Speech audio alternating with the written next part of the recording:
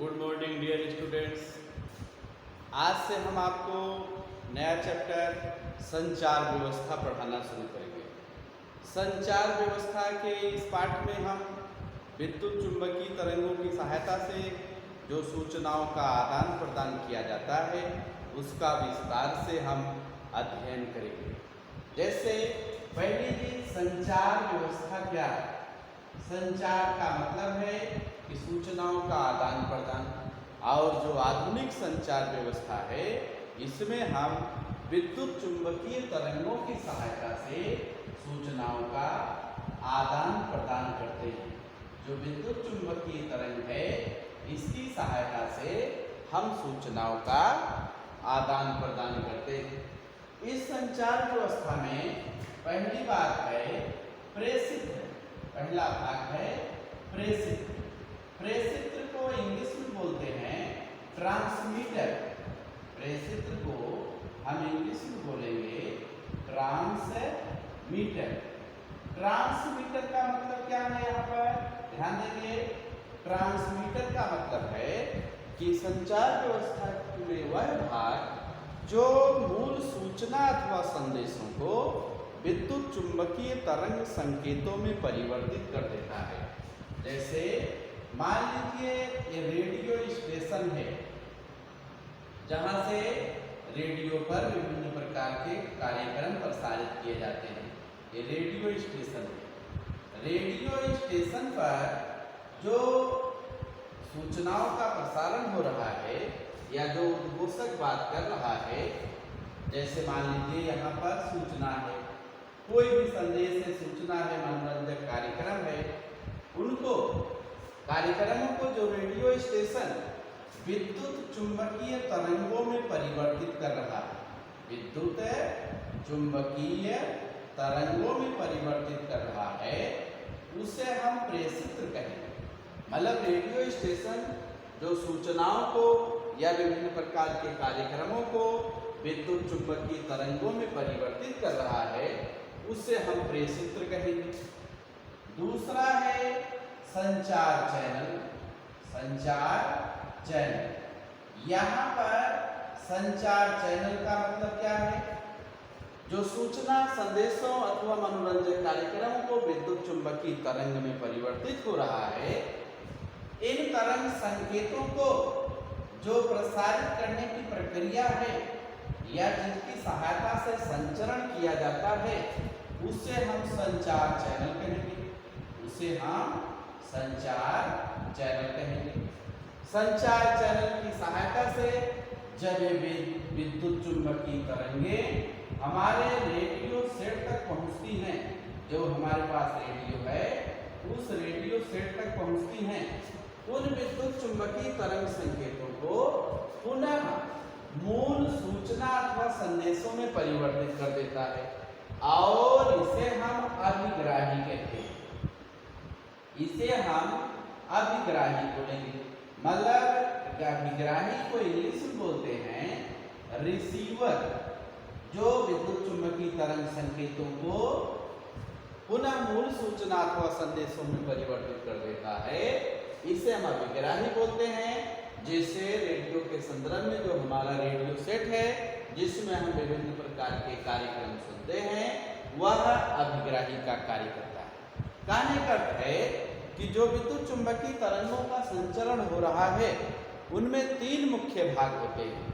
पहला, जो विद्युत चुंबकीय जो मूल सूचना अथवा संदेशों को विद्युत चुंबकीय तरंग संकेतों में परिवर्तित कर देता है, उसे हम प्रेषित्र कहेंगे।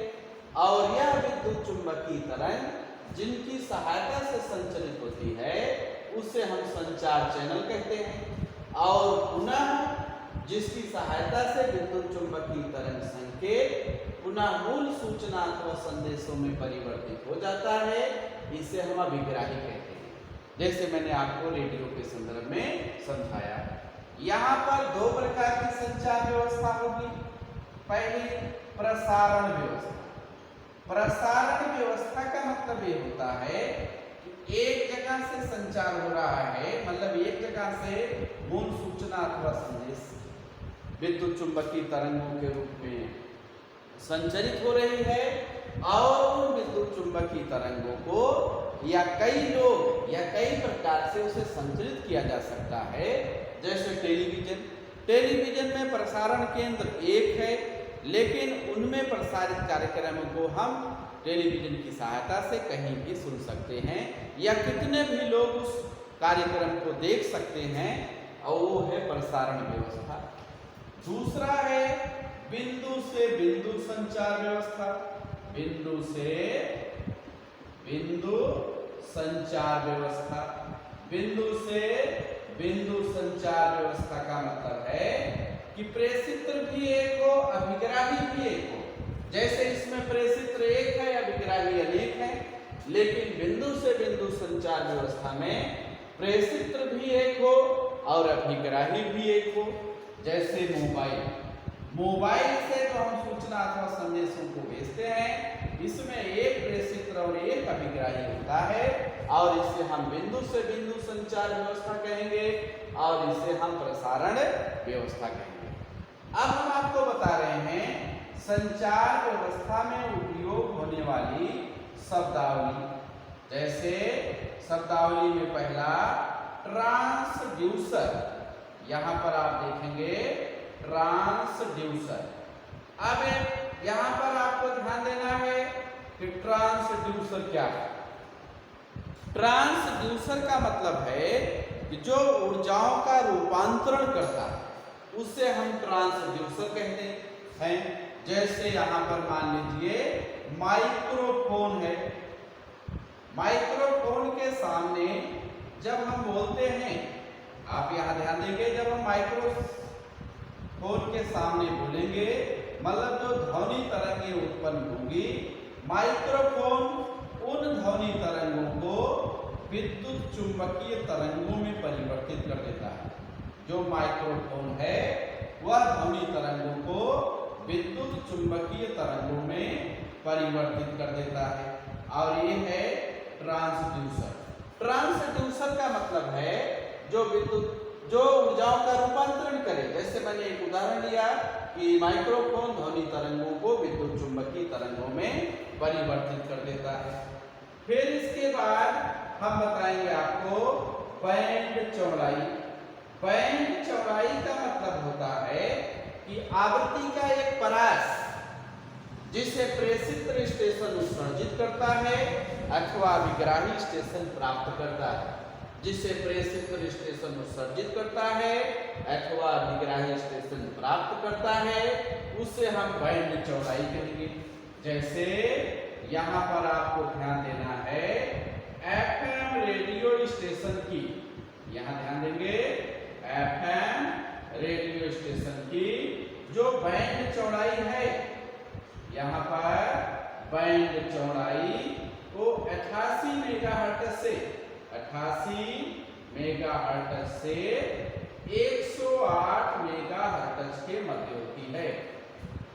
जो एफएम रेडियो स्टेशन की बैंड चौड़ाई है वह 88 मेगाहर्ट्ज से 108 मेगाहर्ट्ज के मध्य होती है।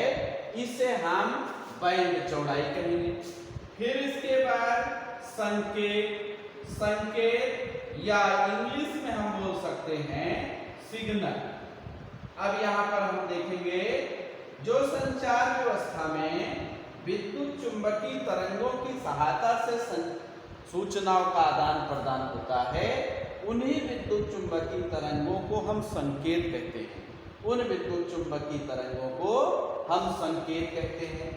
ऐसे संकेत जिनकी वोल्टता में नियमित परिवर्तन होता रहता है, जैसे उन वोल्टता में नियमित परिवर्तन होता रहता है उससे हम अनुरूप संकेत कहते हैं। जिसकी वोल्टता में नियमित परिवर्तन होता रहता है उससे हम अनुरूप संकेत कहते हैं। और जिसकी वोल्टता में सतत परिवर्तन ना होकर विविध परिवर्तन होता है उससे हम अंकीय संकेत कहते हैं। अंकीय संकेत मतलब डिजिटल सिग्नल, जो मतलब जिसकी वोल्टता में विविध परिवर्तन हो, अंकीय संकेत अथवा जो प्रचलित नाम है डिजिटल सिग्नल। जिसकी वोल्टता में सतत परिवर्तन होता रहे उसे एनालॉग सिग्नल कहते हैं। ये एनालॉग सिग्नल और ये अंकीय संकेत। फिर इसके बाद अगला इसी में है पुनरावर्तक। ऐसे कारक जो संचार व्यवस्था में सहायक होते हैं उसे हम पुनरावर्तक कहते हैं।